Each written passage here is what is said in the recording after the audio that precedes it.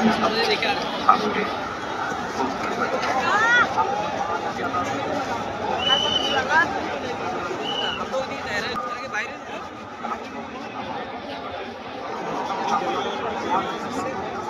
খেলাফত মজলিসের মহাসচিব জনাব অধ্যাপক আহমদ আব্দুল কাদেরকে মঞ্চে আসার জন্য অনুরোধ করছি।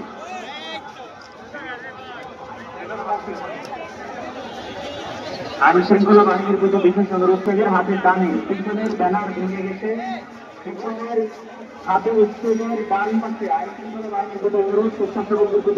আমি সকল মাদ্রাসার আমাদের সম্মানিত মহাসচিব আল্লামা মাহফুজুল্লাহ খাদিম আমাকে মঞ্চে আসার জন্য অনুরোধ করছি। আমি মঞ্চে আসার জন্য অনুরোধ করছি আমাদের বিভাগের সম্মানিত সভাপতি মঞ্জু ভাইকে মঞ্চে আসার জন্য অনুরোধ করছি। আমি ডাক্তার মনোজ মঞ্জু ভাইকে মঞ্চে আসার জন্য অনুরোধ করছি। আমাদের বাংলাদেশ জামাত ইসলামী ঢাকা মহানগরীর সত্যি সভাপতি